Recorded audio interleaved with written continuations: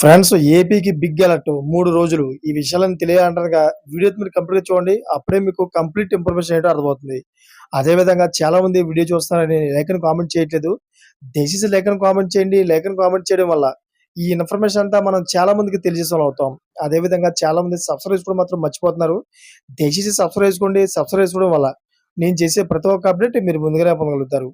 Friends, Telugu రాష్ట్రాలకు హెచ్చరికలు జారీ చేసింది వాతావరణ శాఖ. అయితే నైరుతి రుతుపవనాలు వచ్చేందుకు పరిస్థితులు అనుకూలంగా ఉన్నాయని, 3 రోజుల్లో ఇవి మధ్య బంగాళాఖాతానికి చేరుకుంటాయని తెలిపింది.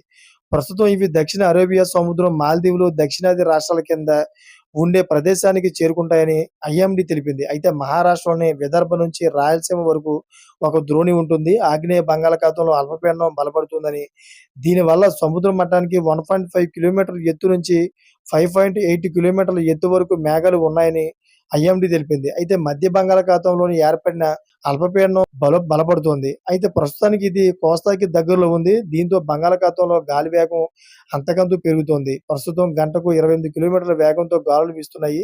ఈ అల్పపీడనం క్రమంగా నెల్లూరుకు దగ్గరలోకి వచ్చి అక్కడి నుంచి ఒంగోలు, గుంటూరు 20వ తేదీన కూడా అక్కడక్కడే తిరుగుతూ 21న రాజమహేంద్రవరం అదేవిధంగా విశాఖ వైపుగా వెళ్లేలా ఉంది. ఇదే శక్తి తుఫానుగా మారుతుందని అంచనా వేస్తుంది ఐఎండీ. అయితే భారత వాతావరణ శాఖ ప్రకారం మరో 7 రోజులు ఏపీ, తెలంగాణకు భారీ వర్ష సూచన ఉంది. Thank for watching friends.